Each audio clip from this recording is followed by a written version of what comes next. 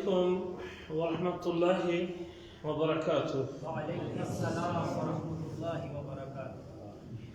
ان الحمد للہ نحمده ونستعینه ونستغفره ونعوذ باللہ من شرور انفسنا ومن سیئات اعمالنا، من يهده الله فلا مضل له ومن يضلل فلا هادي له، واشهد ان لا اله الا الله وحده لا شريك له، واشهد ان محمدا عبده ورسوله۔ اللهم صل على محمد وعلى آل محمد كما صليت على ابراهيم وعلى آل ابراهيم انك حميد مجيد۔ اللهم بارك على محمد وعلى آل محمد كما باركت على ابراهيم وعلى آل ابراهيم انك حميد مجيد۔ رب اشرح لي صدري ويسر لي امري واحلل عقدة من لساني يفقهوا قولي۔ اللهم انفعنا بما علمتنا وعلمنا ما ينفعنا وزدنا علما ينفعنا۔ اللهم ارنا الحق حقا وارزقنا اتباعه وارنا الباطل باطلا وارزقنا اجتنابه۔ اما بعد فاعوذ باللہ من الشیطان الرجیم۔ ان اللہ يحب التوابین ويحب المتطہرین۔ گرامی قدر بھائیوں اور لائق احترام ساتھیوں، دین اسلام میں کلمہ پڑھنے کے بعد یا مسلمان ہونے کے بعد یا کلمے کا اقرار اور اظہار کرنے کے بعد ایک مسلمان کی سب سے پہلی ذمہ داری کیا ہے؟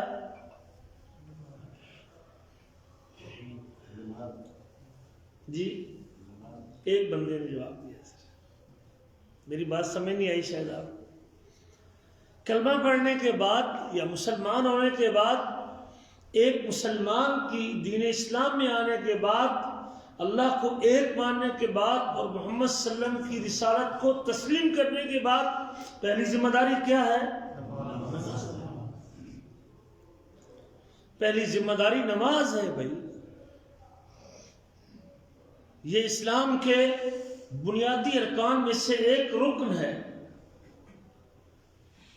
اور قیامت کے دن جب ہم قبروں سے اٹھیں گے اور میرا رب ہمارا حساب شروع کرے گا تو حساب کتاب میں ابتدا کس عمل سے ہوگی؟ نماز سے۔ اعمال کی ایک لمبی فہرست ہے، لیکن رب ذوالجلال جب حساب شروع کریں گے تو حساب کا آغاز بھی نماز سے ہوگا۔ ان اول ما يحاسب به العبد یوم القیامت صلاته۔ قیامت کے دن جس چیز سے بندے کا حساب اور کتاب شروع کیا جائے گا وہ اس کی نماز۔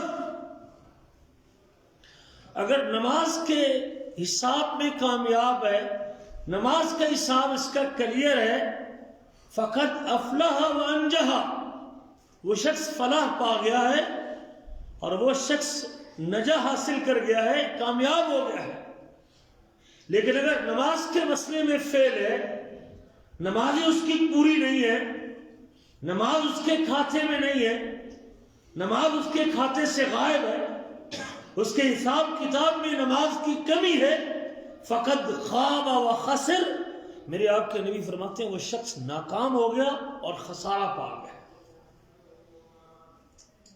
اس لیے مجھے اور آپ کو اس عظیم فریضے کے حوالے سے میرے وہ عزیز اور میرے وہ بھائی جو نماز میں کوتاہی کرتے ہیں یا نماز پڑھتے ہی نہیں سیدھے سے، مجھے تعجب ہوتا ہے ان مسلمانوں پہ جو سرے سے نماز پڑھتے ہی نہیں ہیں۔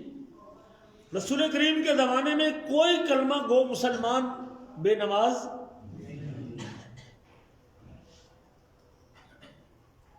کوئی کلمہ گو مسلمان ہو اور کلمہ گو ہو اور نماز نہ پڑھتا ہو، رسول کریم کے دور میں ہمیں تو نہیں ملا کوئی ایسا شخص۔ صحابہ کرام کسی عمل کے چھوڑنے کو کفر نہیں کہتے تھے سوائے نماز کے. اگر کوئی نماز چھوڑ دیتا تھا اس کو کافر سمجھا جاتا تھا. حدیث کے الفاظ من ترک الصلاۃ متعمدا فقد کفر، جس نے جان بوجھ کے نماز کو چھوڑ دیا اس نے کفر کیا. آج مجھے اس چیز کا احساس نہیں ہے. ہم میں سے کسی کی 2 نمازیں چھوٹتی ہیں، کسی کی 3 نمازیں چھوٹتی ہیں، کسی کی 5 نمازیں چھوٹتی ہیں، اور اسے شرمندگی نہیں ہے اپنے آپ پہ. وہ اپنے آپ پر نادم اور شرمندہ بھی نہیں ہوتا. نبی کریم کا ایک فرمان سنیے گا. ایک دن آپ صلی اللہ علیہ وسلم نے نماز کا ذکر کیا اور آپ نے فرمایا من حافظ علیہا کانت لہو نورا و برہانا و نجاتا یوم القیامہ. جو شخص نماز کی پابندی کرے گا یہ نماز اس کے لیے قیامت کے دن روشنی بن کے آئے گی، نور بن کے آئے گی، دلیل بن کے آئے گی اور نجات کا ذریعہ بنے گی. من حافظ علیہا کانت لہو نورا. جو نماز کی پابندی کرے گا قیامت کے دن کے اندھیرے بڑے تاریک اور بڑے گھٹا ٹوپ اندھیرے ہیں، بڑے سخت اور شدید قسم کے اندھیرے ہیں. اگر ان اندھیروں میں آپ راستہ اور نور چاہتے ہیں، راستہ منور چاہتے ہیں تو یہ اس شخص کو نصیب ہوگا جو نماز کا پابند ہو. کانت لہو نورا و برہانا.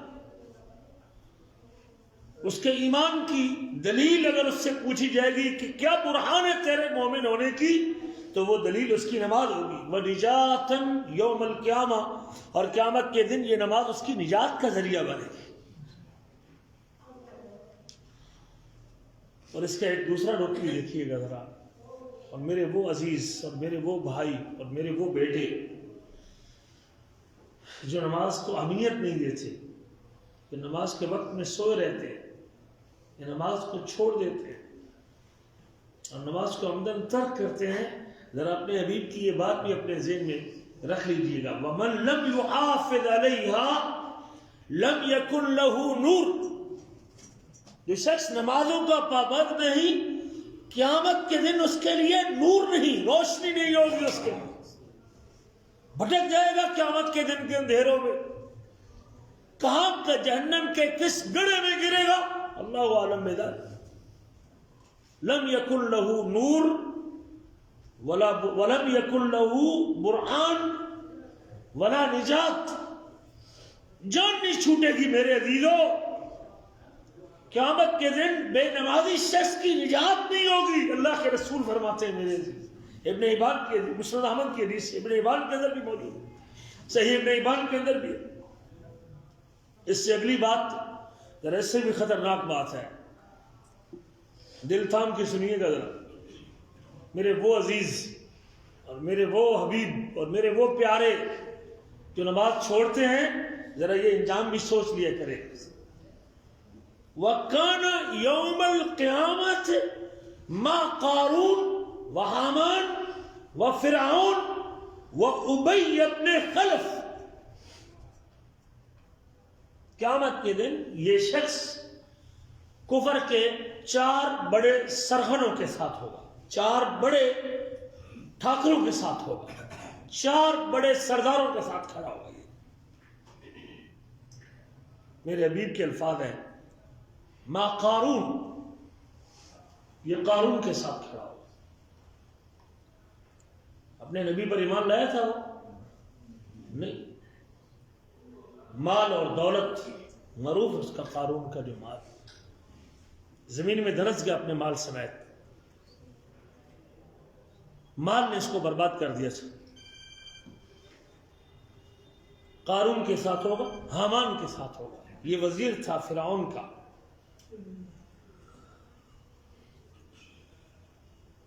مشیر تھا اور وزیر تھا. اور فرعون یہ اپنے آپ کو رب کہتا تھا. انا ربکم الاعلی، میں تمہارا سب سے بڑا رب. یہ تیسرا سرغنہ ہے. وہ ابی بن خلف، اور یہ ابی بن خلف کے ساتھ کھڑا ہوا. یہ شخص کافر تھا، مسلمان نہیں تھا. یہ بے نماز شخص ہے، جو نماز کا پابند نہیں، وہ ان 4 لوگوں کے ساتھ اس کا حشر ہوگا۔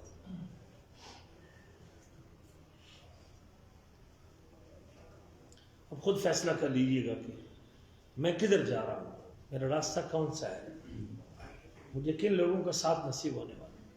اور ایک دوسرا رخ بھی اسی تصویر کا یہ ہے کہ ایک شخص نے کہا اللہ کے رسول ان شہد تو اللہ الہ الا اللہ، اگر میں اللہ کے ایک ہونے کی گواہی بھی دیتا ہوں اور آپ کو اللہ کا رسول بھی مانتا ہوں اور 5 نمازوں کی پابندی بھی کرتا ہوں اور رمضان کے روزے بھی رکھتا ہوں اور رمضان کی راتوں کا قیام بھی کرتا ہوں اور مال کی زکوٰۃ بھی دیتا ہوں، فَمِمَّنْ عَانَا، تو ان کاموں کے کرنے کے بعد کل قیامت کے دن میرا شمار کن لوگوں کے ساتھ ہوگا؟ تو میرے آپ کے حبیب نے فرمایا کہ قیامت کے دن تو نبیوں اور صدیقوں کے ساتھ کھڑا ہو۔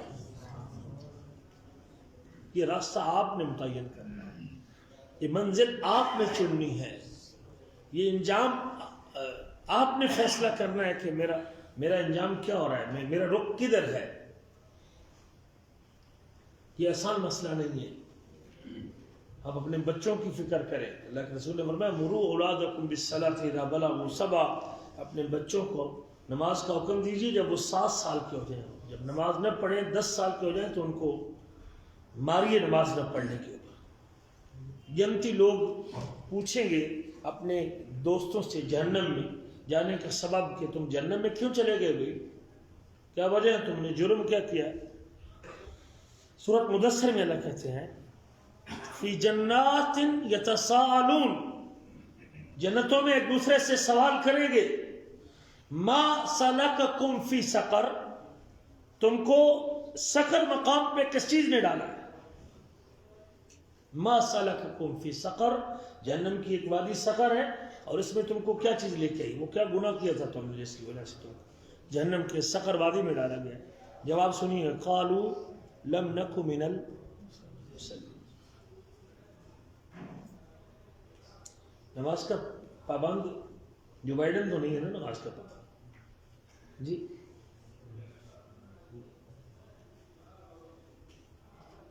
دنیا کے اس وقت جو کافر ہیں، یہ پرانے کافر ہیں، وہ تو پہلے کلمے کے پابند ہیں، کلمہ لیں گے تو نماز کی پابندی کریں گے۔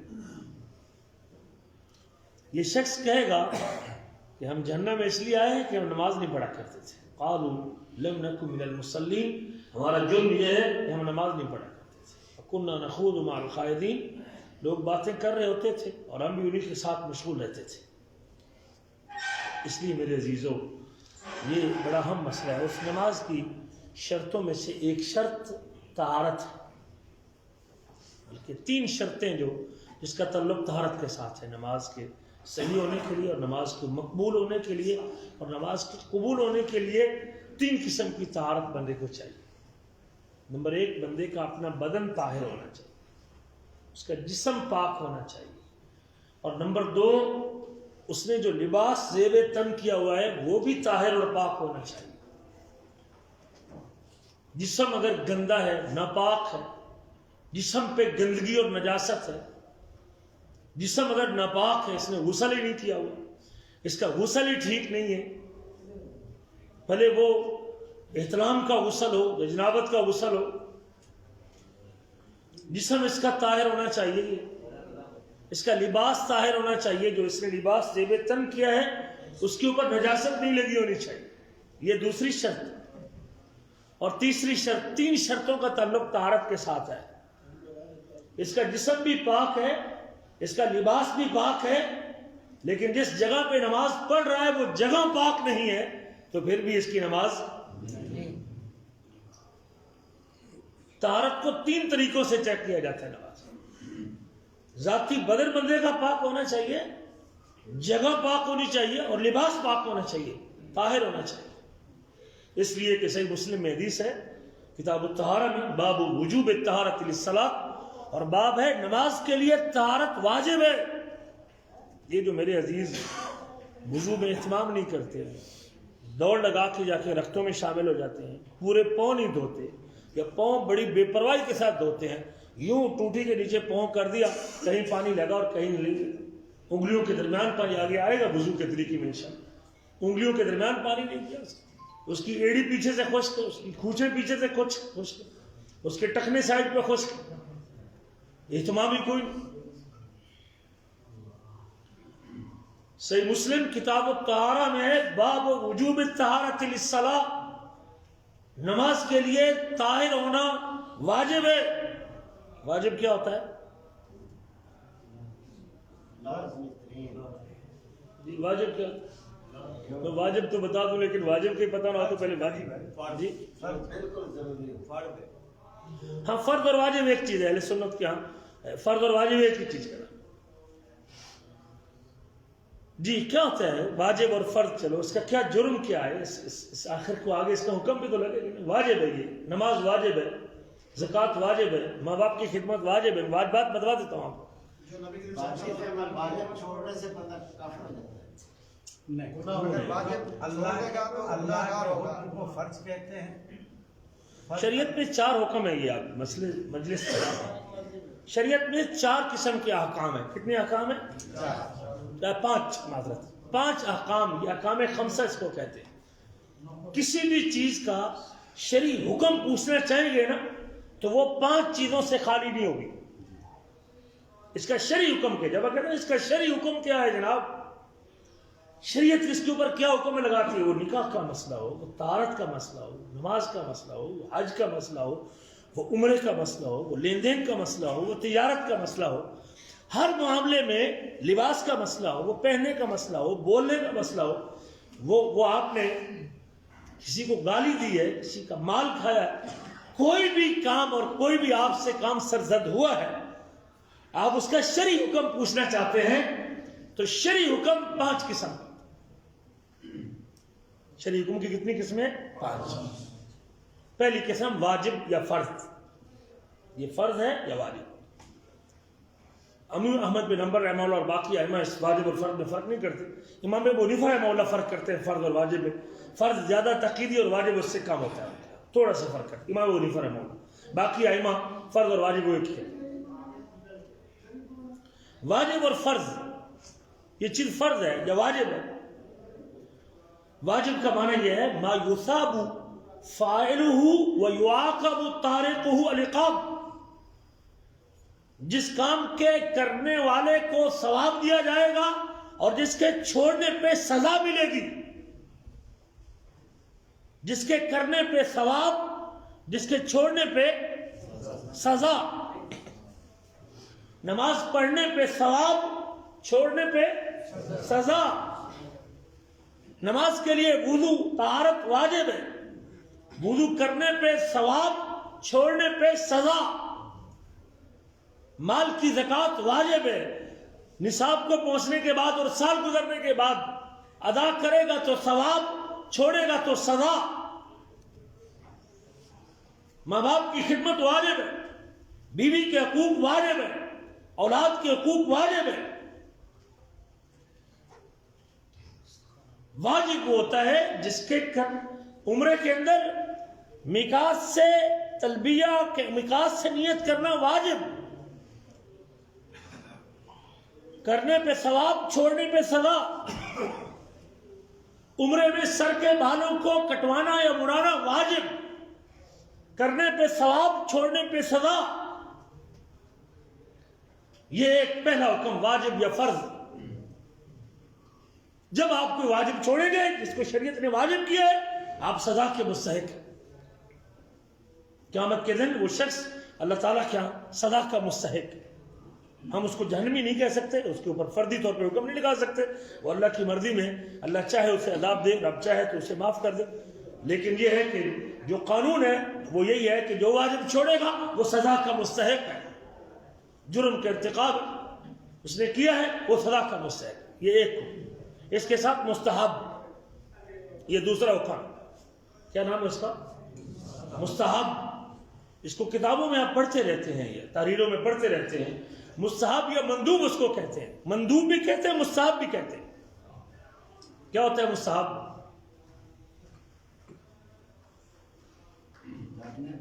ثواب اور نہ کرنے پہ گناہ۔ شاباش۔ ہر وہ کام جس کے کرنے پہ ثواب ہے، چھوڑنے پہ سزا نہیں، جس کے کرنے پہ ثواب ہے چھوڑنے پہ سزا نہیں۔ پہلی صف میں کھڑے ہونا کرنے پہ ثواب زیادہ ہے، اگر کوئی دوسری تیسری چوتھی میں چلا گیا ہے تو سزا۔ تکبیر اولیٰ سے نماز پڑھنا، تکبیر اولیٰ سے نماز پڑھنا مستحب ہے، اگر کوئی تکبیر اولیٰ سے نماز پڑھے گا تو اس کو ثواب ملے گا، لیکن اگر تکبیر اولیٰ چھوٹ گئی تو کوئی سزا۔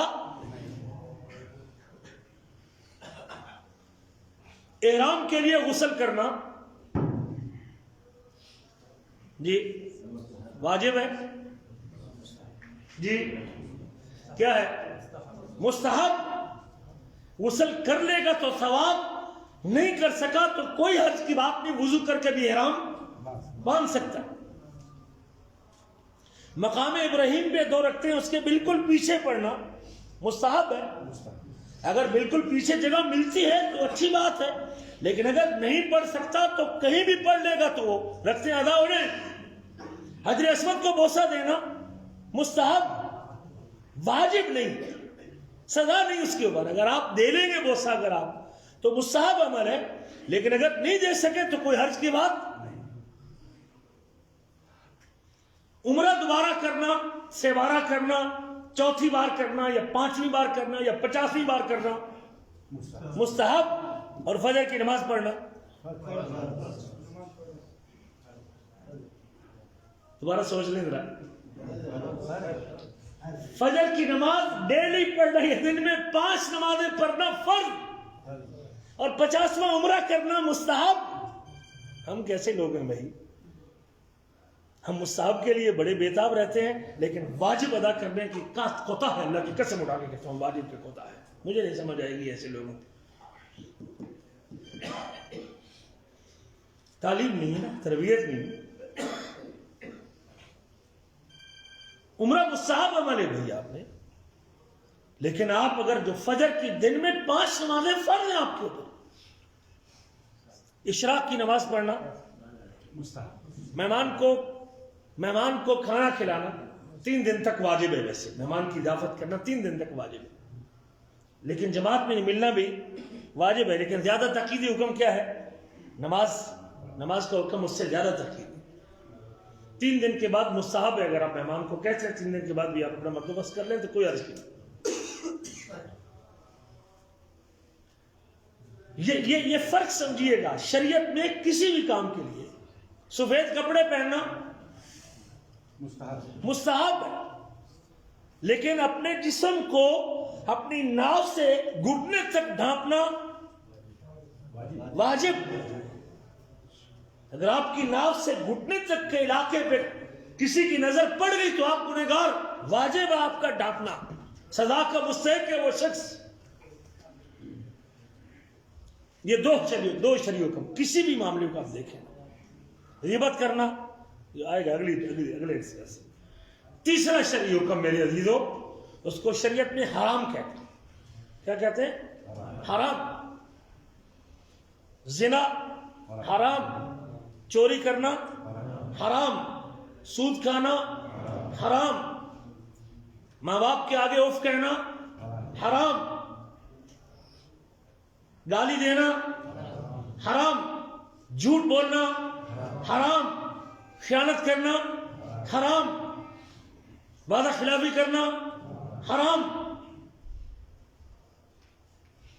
داڑھی رکھنا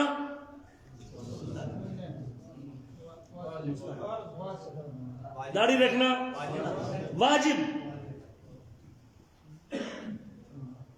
یہ غلطی ہے، معلومات غلط ہوگی نا عمل غلط ہو جائے گا، اور یہ یاد رکھیں، جب معلومات غلط ہوگی تو عمل غلط ہوگا۔ پھر جب ایک بندہ اس کو سنت ہی سمجھتا ہے تو پھر ٹھیک ہے، وہ سنت سمجھتا ہے تو وہ کہتا ہے کوئی بات نہیں، رکھی تو ٹھیک ہی، نہیں رکھی تو پھر بھی،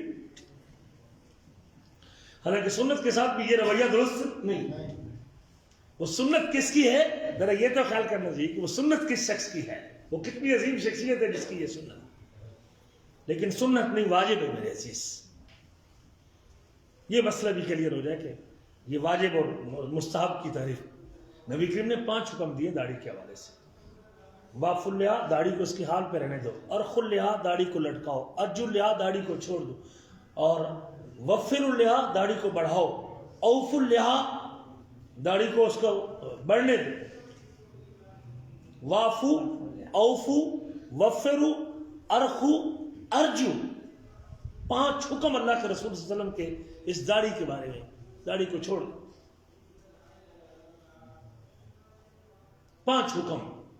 اور چھٹی لعنت، لعن اللہ الرجال المتشبہین بالنساء، اللہ لعنت کرے ان مردوں پہ جو عورتوں کی مشابہت کرتے ہیں، اور اللہ لعنت کرے ان عورتوں پر جو مردوں کی مشابہت کرتے ہیں۔ اور 7واں آپ نے فرمایا کہ جس بندے نے اپنی داڑھی کو گرہ لگائی، من عقد لحیتہ فقد برئت منہ ذمۃ محمد صلی اللہ علیہ وسلم، اس سے محمد کریم کا ذمہ بری ہے، قیامت کے دن اللہ کے رسول کی کوئی ذمہ داری نہیں ہے جس نے داڑھی کو گرہ لگائی، یوں لپیٹ کے اس کو یوں اس کو ایسے کر یا جیسے وہ سکھ اس کو باندھتے ہیں، اس کو گرہ لگاتے ہیں۔ 7 اور 8ویں بات، کوئی ایک نبی پہ بغیر داڑھی کے تھا؟ انبیاء کی سنت کہہ سکتے ہیں آپ، لیکن رسول کریم نے اس کے حکم دیے، اور جب اللہ کے رسول کسی کام کا حکم دے پھر وہ سنت نہیں رہا کرتا، وہ کیا ہوتا ہے؟ واجب ہوتا ہے، پھر وہ واجب ہوتا ہے، چھوڑنے پہ سزا ہے، کرنے پہ سزا۔ تیسرا حکم ہے حرام، ہر وہ کام جس سے شریعت نے تاکید کے ساتھ روکا ہے، حرام۔ اور حرام کی تعریف کیا ہے؟ جس کے کرنے پہ سزا ہے اور جس کے چھوڑنے پہ ثواب، جس کے کرنے پہ سزا ہے اور جس کے چھوڑنے پہ ثواب، بالکل واجب کے برعکس۔ حرام کریں گے تو سزا کے مستحق ملے گی، شریعت نے منع کیا۔ نکاح پہ نکاح کرنا حرام، منگنی پہ منگنی کرنا ہے، کسی کی بات چل رہی ہے وہاں آپ منگنی کا پیغام بھیج دیتے، بے کے اوپر بے کرنا، اس کی بات چل رہی ہے ابھی تک اس نے فائنل نہیں کی، لیکن آپ اس کے اوپر کہتے ہیں میں اتنا ریٹ لگاتا ہوں، اسی وقت آپ کو پتہ ہے کہ اس کی ابھی تک بات فائنل نہیں ہوئی، اس نے پہلے ریٹ لگایا اور اس کی بات فائنل، اور آپ اس کے اوپر جا کے اپنا ریٹ لگا دیتے، میں اتنی کے لیتا ہوں، حرام۔ کسی نے منگنی کا پیغام بھیجا ہے کسی کی بہن بیٹی، اور آپ کو پتہ چلا ہے کہ انہوں نے رشتہ مانگا ہوا ہے، انہوں نے جواب بھی نہیں دیا، اور آپ کہتے ہیں رشتہ ہمیں دے دے، حرام۔ نکاح کے اوپر نکاح کرنا، عدت میں نکاح کرنا حرام۔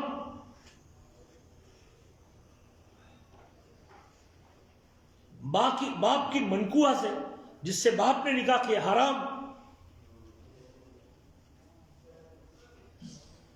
بانجی اور خالہ کے ساتھ اکٹھا نکاح کرنا حرام، ایک ہی وقت۔ پھوپھی اور بھتیجی کو ایک وقت میں جمع کرنا حرام، 2 بہنوں کو ایک وقت میں جمع کرنا حرام۔ کسی غیر محرم کے ساتھ لمبی لمبی گفتگو کرنا حرام، اس کے ساتھ بیٹھ کے کھانا پینا اور گپ شپ لگانا اور اس کو گاڑی پہ بٹھا کے سیر کرانا حرام۔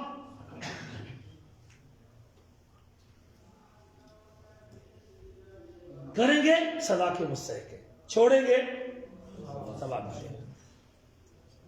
میرے وہ عزیز جو رات کو، میں جانتا ہوں شادی شدہ لوگوں کو جو کسی کی بہن بیٹیوں کے ساتھ لمبی لمبی گفتگو کرتے ہیں، لمبی لمبی گفتگو کرتے ہیں، نمازیں چھوٹ جاتی ہیں لوگوں کو،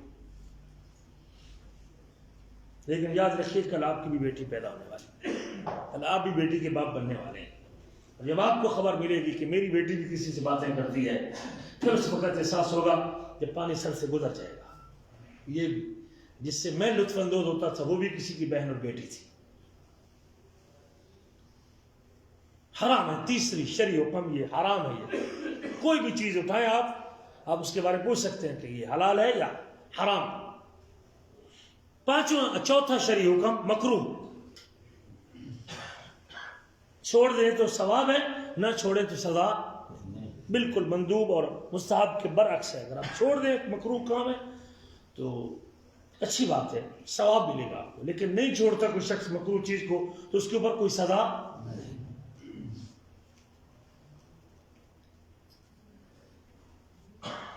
یہ مکروہ ہے۔ اور آخری اور 5واں شرعی حکم یہ مباح ہے، مباح ہے، یعنی اس کے اوپر آپ کوئی شریعت کا اس کے اوپر حکم نہیں لگتا. کپڑے یا کوئی نیلے پہننا چاہے مباح ہے، کوئی گلابی کوئی جو ہے نا وہ پہننا چاہے کہ اس کا نام خاکی پہننا چاہے تو مباح ہے، کوئی آسمانی کلر پہننا چاہے تو مباح ہے، اس کے لیے مباح ہے.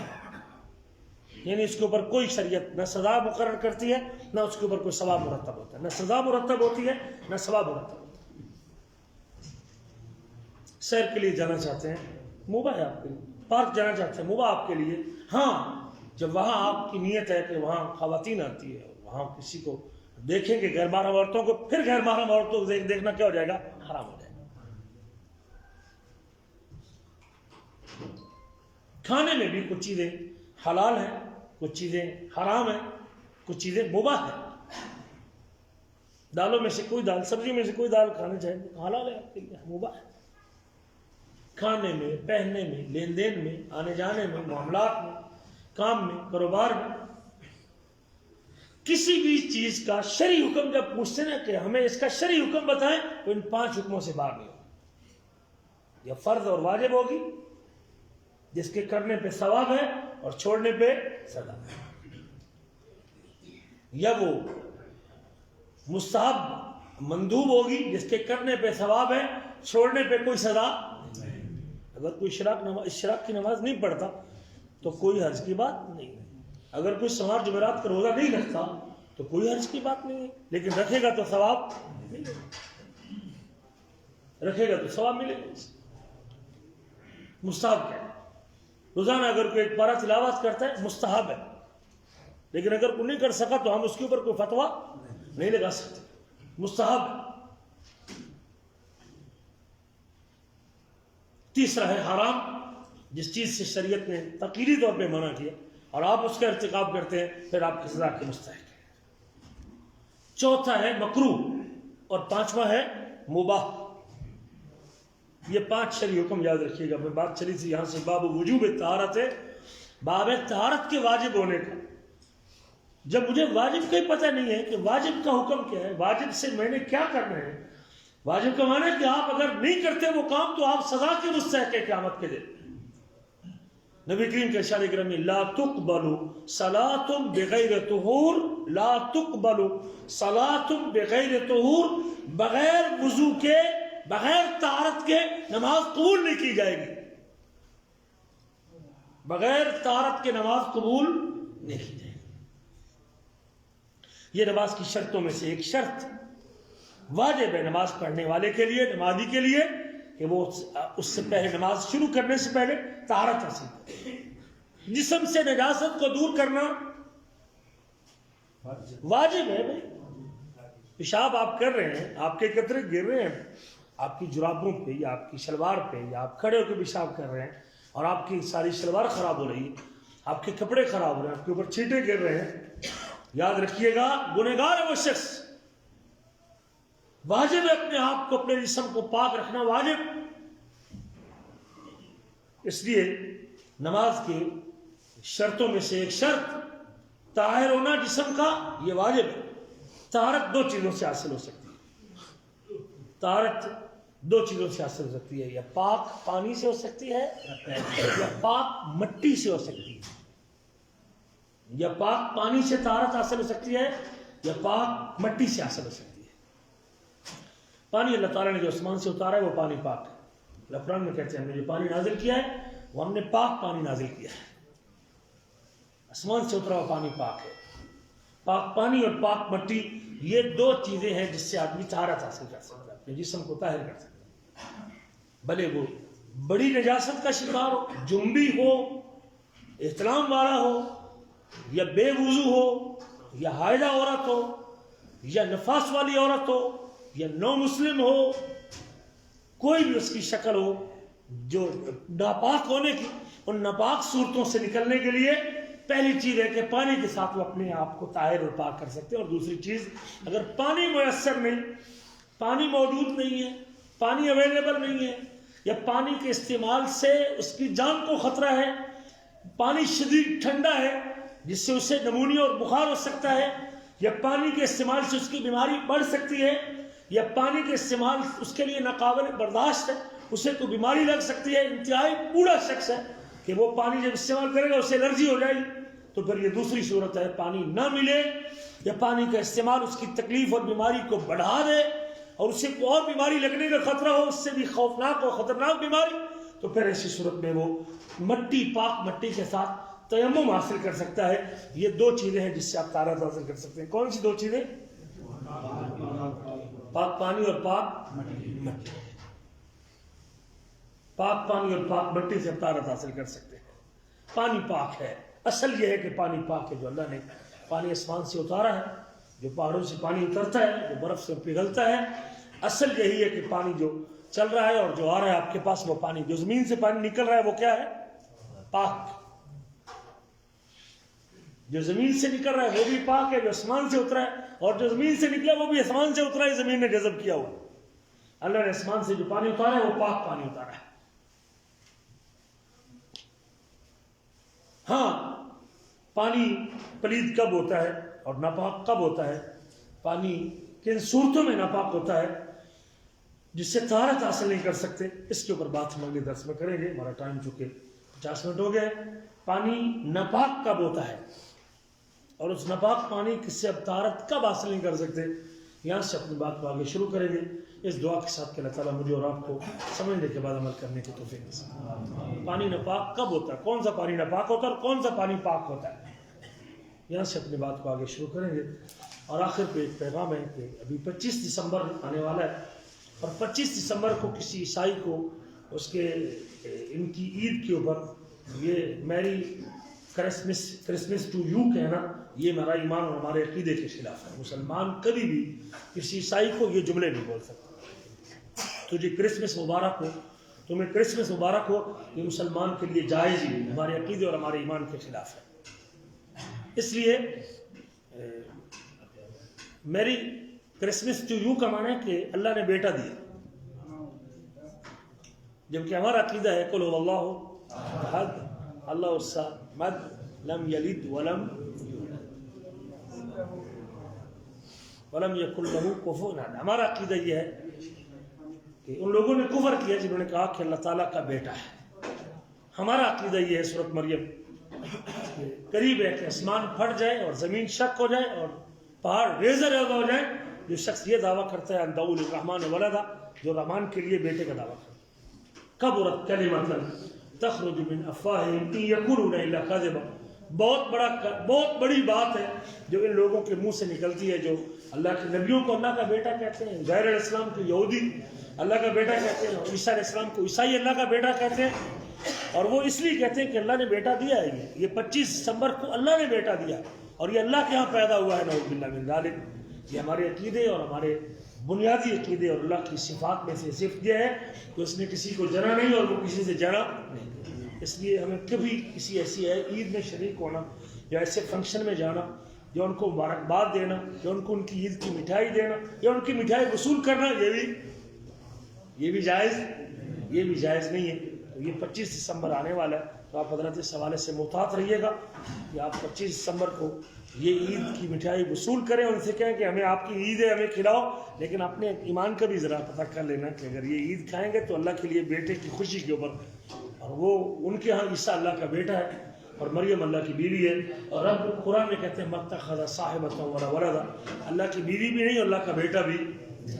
یہ بہت بڑا خطرناک عقیدہ ہے، اور ایسے فنکشنوں میں جانا اور ایسے کیک کاٹنا اور یہ رواداری پیدا کرنے کے لیے یا ہم آہنگی پیدا کرنے کے لیے مختلف مذاہب کے درمیان پچھلے سالوں میں کئی مولویوں نے جا کے چرچوں کے اندر یہ کیک کاٹے اور اس پہ شرکت کی، اور یہ قطعاً جائز نہیں ہے کہ ہم کسی ایسے فنکشن میں شریک ہوں یا کسی ایسی مٹھائی کو وصول کریں یا کسی ایسے تہوار کی مبارکباد دیں۔ ہمارا اسلام اس کی ہمیں اجازت نہیں دیتا۔ پانی ناپاک اور پاک کب ہوتا ہے اس کے اوپر بات اگلے درس میں کریں گے۔ اس دعا کے ساتھ کہ اللہ تعالیٰ مجھے اور آپ کو سمجھنے کے بعد عمل کرنے کے بعد